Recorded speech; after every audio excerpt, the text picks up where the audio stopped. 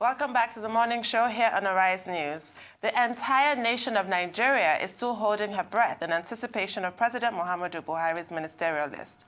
Sometime last week, Senate President Ahmad Lawan raised public expectation when he said that because of the importance of that list, the senators would be willing to postpone their vacation in order to attend to it. But less than 48 hours later, the president himself doused that expectation by talking about factors delaying the release of the list. We are now being joined by Igbokwe, Lagos State Publicity Secretary of the All Progressives Congress, to look at that subject, as well as weigh in on the Come Back Now directive to herdsmen. Mr. Igbokwe is also here to tell us what the political class must do now to pull Nigeria back from the precipice. Welcome to the program, sir. Good morning. Thank you for having me. Joe, welcome. Good to see you again. Dr. Abati. Yes, but let's start with this Come Back Home directive that has been issued by the coalition of northern groups to Fulani herdsmen in the southern part of the country. What are your worst fears? Although the president has said that directive should be ignored, but you never know. You know, the president is speaking as president of Nigeria, but culturally, ethnically, we know what happened in the First Republic, you know, when it became a case of to thy tent, O Israel. It will never happen. What will never happen? The movement, the so-called come home, it will never happen. You see, we have come a long way. And people should not think because Professor Abdullah said people should, and they will just start coming. We've had it before when some people ask Easterners to come home. Did anybody go home? These things, we have come a long way. Built this nation. We've traversed a whole lot of troubles to get to where we are today. It's difficult for anybody to just, by making a statement, and people will start moving. It's not just possible. And the president has said that, you know, when Nnamdi Kanu and co said the same thing the other day, the president said, remain where you are, and people remain where they are. It will not happen. People will hit up the polity, but we'll still remain. We've come along, we've built, we have, you know, I don't know how to describe it, but we are so intertwined, interwoven, so knitted together that it's difficult for, where would you go? So do you have any concerns about the direct threats issued to Southerners or against Southerners in the North with that 30-day ultimatum by the coalition of northern groups? Does that bother you? What happened thereafter? No, the 30 days, we still, the yes, window is it still hasn't open. lapsed. The ultimatum they gave a 30-day ultimatum for the Ruga policy to be reestablished. Otherwise, Southerners in the North would not be safe. Perish the thoughts. It will never happen.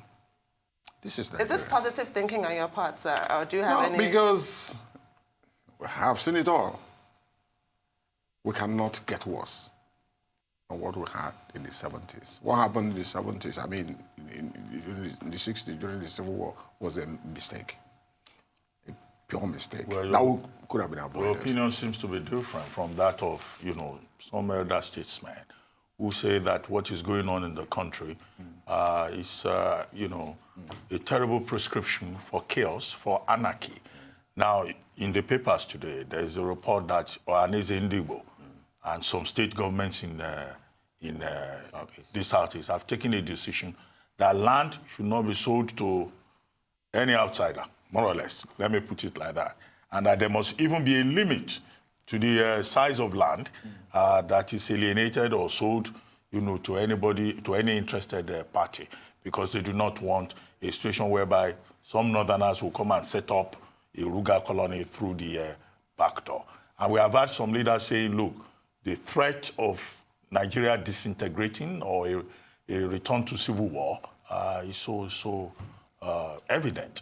But here you are saying it will not happen. It will not happen. What evidence do you have that the conflict will not escalate further? See, if I say I've seen it all, then you must believe me because you know. When people lose elections, this is the kind of thing you see. People are angry. There's so many things that are making some of the leaders angry. They're not getting what they used to get before. No, I'm from the Southeast. This is a conspiracy theory. I am from Southeast. You can stay in one corner of Southeast as Ohanes and you make a statement you cannot defend, you cannot push. You know? And let me tell you, they are saying this. They don't know that Igbo people are not, many of them are not in the Southeast, millions of them. They are not in the Southeast. They are all over. Igbo people sell land in Lagos. They sell land in the Southwest. That's what I'm saying. If I see anybody that will buy my land in Newi, I will sell. We sell. I said they will speak in their offices, in their houses, but they won't be going to all nooks and crannies of the state to know what is going on. If you want to buy land, my land, they will come, I will sell to you. They don't care where you're coming from. They don't even know who the buyer is. Just get the agents. They will purchase the land for you, and you take. So let's just know that people should move away from these primordial sentiments and ethnic preoccupation. Yes, this thing has never helped us. It has never. We are the most widely traveled ethnic group in this country. That Southeast is too small for us. I just saw the size of lands, of states. I was shocked. I never looked at that before. That Kogi State is almost the size of Southeast. Kogi State. And yet they are making noise. Assuming that you ask all the Igbo people to return home, where will they live? I know their strength in Lagos. I know their investment in Lagos here. I know their investment in enough. These things are not easy. Well, it's completely out of the question for Igbo people to return home. Igbo people's home is Nigeria, wherever they decide to be in Nigeria. In fact, we should not be talking about. See. So, but how can we change this narrative? Because you're saying it's just words, but words are corrosive. The cumulative effect can be dangerous. How can we change this really poisonous narrative that's going on at the moment? It is on the desk of the leaders to do the needful.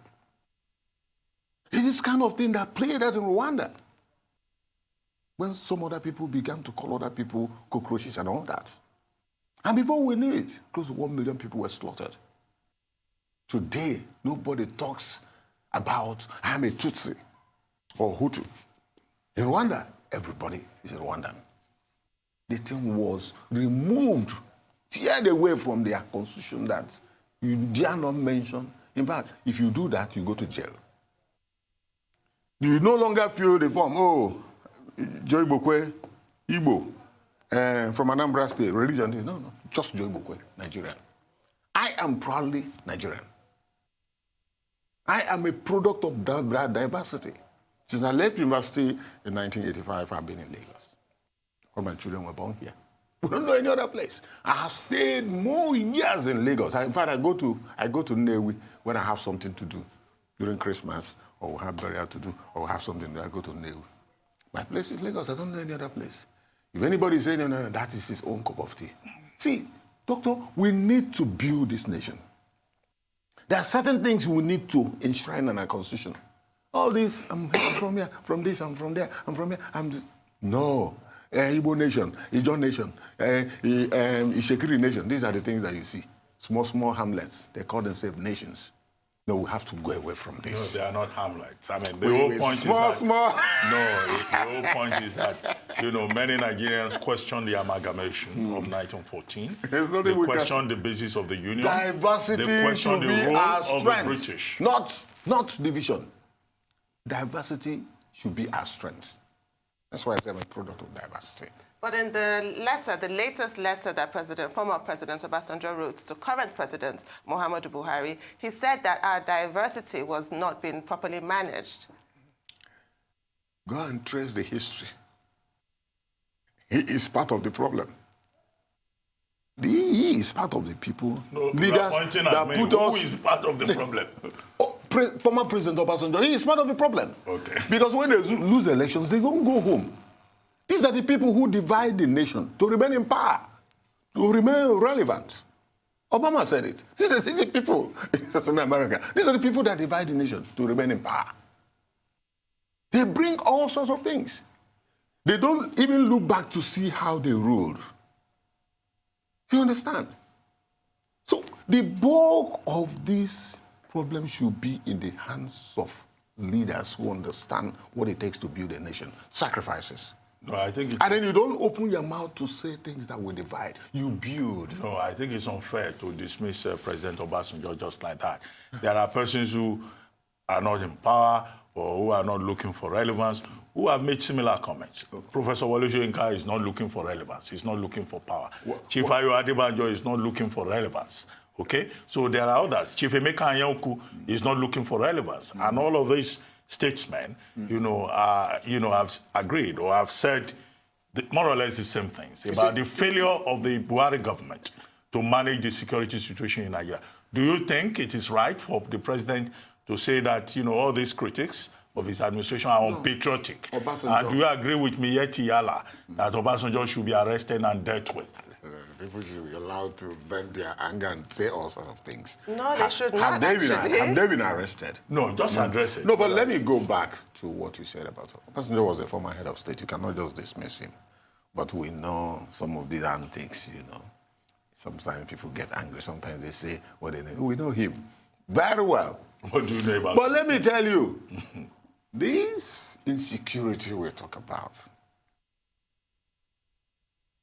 to me, it is man-made. Politics, pure politics. People are just playing politics. If you like, Dr. Abati, go and remove TSA, remove BVN, remove MAGU, disband EFCC, remove processes again. What's the Okoye or blah? All these agencies, just remove them. Everything will be okay. This is the problem. They can't see money to steal again. And they want Nigeria to be on fire. It's not going to be possible. We have left Egypt. We will not go back to Egypt. We must give an account of every office we occupy in this country. That is the problem. They can't find money again. Suddenly, everybody saying he's hungry. Then I'm asking, what do you do for a living? What do you do for a living? Everybody's angry. Everybody's hungry. That's what we hear. They refuse to work. Who is this? Many of them, some of these leaders you see, some of them still sit in their houses. Even their workers are paid with government money. Will you say President Obasanjo is hungry? Will you say Chief Emeka Anyaoku is hungry? Let me tell you. Angry? I have evidence. You have evidence? I have evidence to show you that some of them cannot even pay their workers.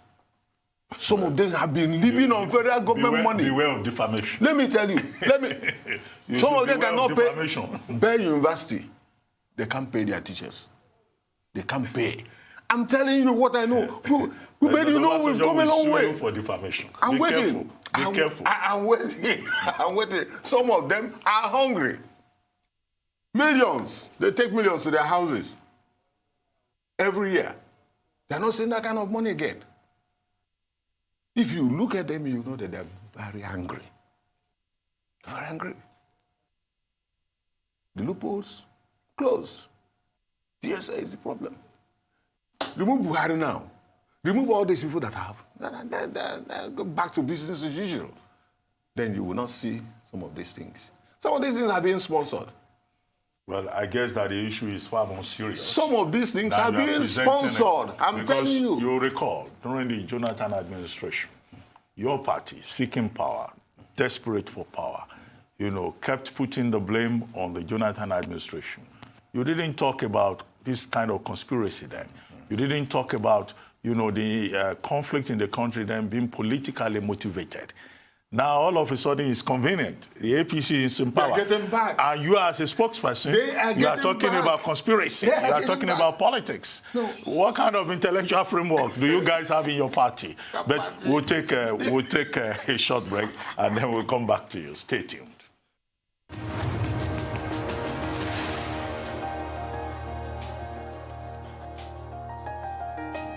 Welcome back to the morning show here on Arise News. We still have with us in the studio Joe Igbokwe, Lagos State Publicity Secretary of the All Progressives Congress.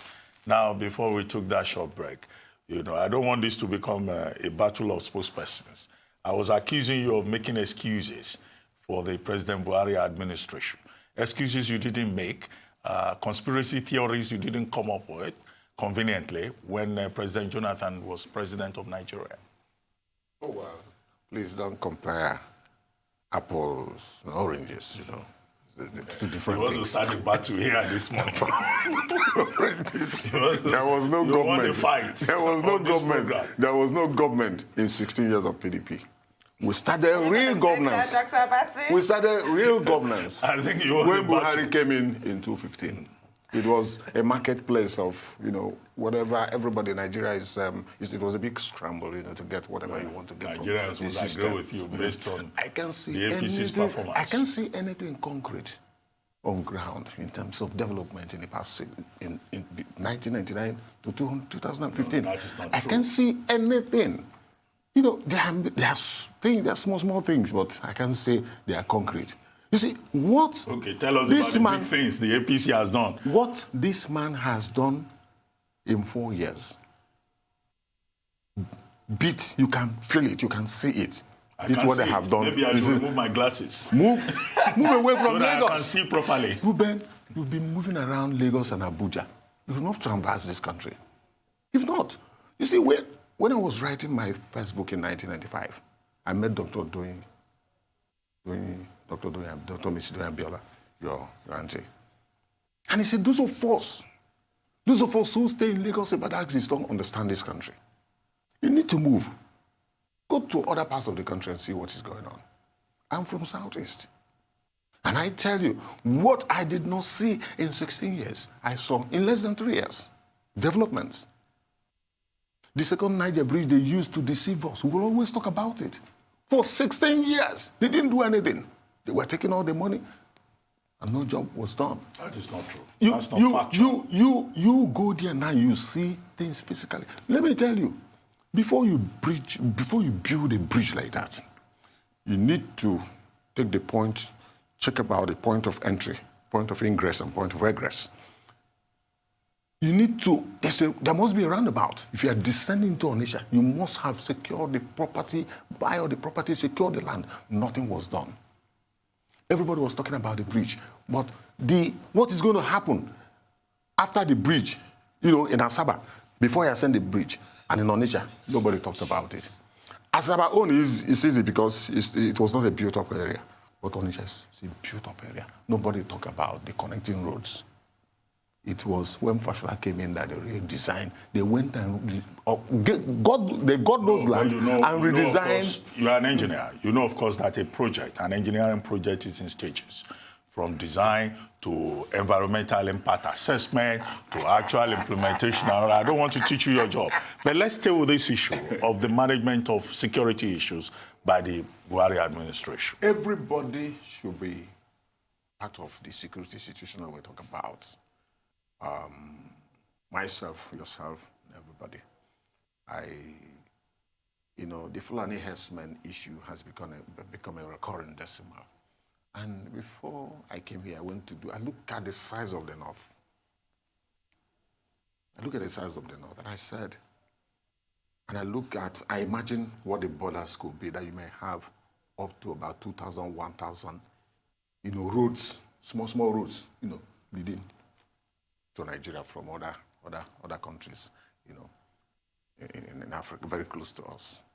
Cameroon, Niger, some of Ghana, And it's going to be a big security issue. Perhaps some of us don't understand this country. We need to traverse the whole of those forests to see what we can do to check the influx of people coming here. You know about these cattle rustlers. You see, my pain is that when some armed robbers go to do something in Onitsha, Anambra, it's attributed to the Fulani herdsmen. I was telling you the story of what happened in Nozoblo, very close to Newi, when some people took their drug war to Nozoblo. People started, to a Catholic church in Nozoblo, very close to my house. And I thank God I was in Newi that day. So when I saw the narrative, even people who should know better, I know a friend of mine, a 1984 graduate of political science from the University of Nigeria, living very close to my house there. I saw his post on Facebook. He said, Fulani herdsmen. have attacked the church, so. And I sent my driver, said, go with the camera, go and get me the information. He got there. So it was a drug war. People don't know what is happening. Let me tell you, in Southeast, young people are dying every day as a result of drug war. So this is the danger of ethnic profiling. But you just mentioned this influx. What is behind this initiative that's been announced by President Muhammadu Buhari to register illegal migrants, providing them free e-registration? What is that? Well, I wouldn't know if that is a way, it has information I don't have. If that is a way to circumvent or to stop this, to minimize this problem, so be it. But I am thinking of finding a way to manage our borders. Manage our borders in such a way that, Nigeria is a very big market. People come here to do also. There's cattle rustlers. They're armed robbers, but they specialize in, stealing cattle. They move from the border, come into Nigeria, steal cattle, and just go away. Well, quickly, let's move away from security issues. Now, post-election, your party appears to be confused. And what I mean in this regard is, look, the president has not been able to appoint, ministers. He says he wants to make sure that he appoints people that he knows. The Senate has tried to prod him. Almost a week later, nothing has happened, and the Senate is going on recess. We face the risk of not having ministers till October. That's one. Two, in Edo State, the House of Reps, dominated by the APC, is at daggers drawn at the moment with the Edo State government over the inauguration of the Edo State House of Assembly. And then, in terms of appointments, the president seems to have set a bad example for the 29 governors that took part in the last election who were elected. 12 new governors, 17 re-elected, and all of them are sounding like the president. Only about 2 governors have tried to, 3 governors have tried to appoint a proper cabinet. Now, what is the problem? Why is it so difficult for the APC to provide the leadership that is required and to move to the next level that you guys promised during the campaign? Reuben, these things are not easy. Picking the best to do the job, given our diversity. And if you pick somebody, it has to go through security checks. For you to know. For 5 months. You can imagine. It's better for you to take some time to get the best hands than to just pick common idiots that will come and plunder the system. It's better. I learned one thing about the Japanese, how they spend time on getting things done before they go out. They don't do things in a hurry. They network, they interface to get the best. They debate everything. They spend more time debating issues so that by the time it goes to implementation, you would have crossed all the T's and dotted the I's. So sometimes to get the best takes some time. And it's better for you to get the best than to just pick anybody that will come and help to circumvent and decimate the system. So I think that's what is playing out. A lot of interest. A lot of interest. Give me this, sometimes you get confused. You get confused. I was reading one book. Good sign in leadership. We need clarity in leadership. I was reading a book, The President of the United States. They said no American president has ever come up and said, this is what I want to do. When you get to the office, gentlemen, what? How are we going to go about it? How are we going to start? Where do we start from? It's always like that. And when you look at a country like Nigeria, where you have diverse interests, all kinds of it, sometimes you get confused. So you agree with me that there is confusion in the APC-led government? No. If you are a CEO, sometimes you know, you can be deceived if you're not careful. Imagine that some states, not small states, don't have commissioners yet, and you're talking about the whole of Nigeria. So what is it? It is better. Most summary. Let me not dissipate too much energy on this. It's better for you to take some little time to get the best hands than to rush and get the wrong hands. Okay, so moving away from states and their commissioners and what have you, let's look at Edo State Assembly and that imbroglio going on. What's your take on that, sir? It's politics. It's a serious business. If you don't struggle to be relevant, somebody will take you to the back seat, or somebody will make you a spectator. You will just be looking. So allow it to play out. One thing I will say about Edo State is for Governor Obaseki to know that Oshiomhole handed over to him. Oshiomhole handed over to him, and Oshiomhole is the national chairman of the party. This is what played out in Ogun State, where a governor wanted to appoint who will go to the Senate, who will go to the House of Rep, who will be members of it. Forgot that the vice presidency from that place, former governors of, you know, just it's not a one-man affair, and the thing didn't go well. It's a collective responsibility. Okay?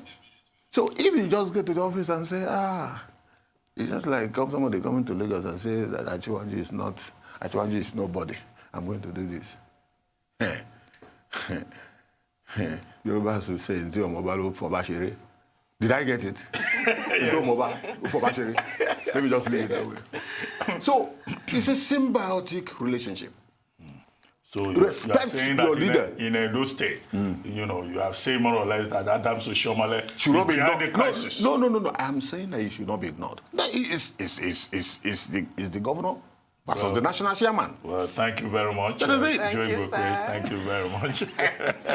We'll go on and on and on, but we have to draw the curtain here. Yes. It's time now for a short break on the morning show. When we return, we'll have Arise News analyst Emmanuel Ofeni join us to review top stories in today's newspapers. Stay with us.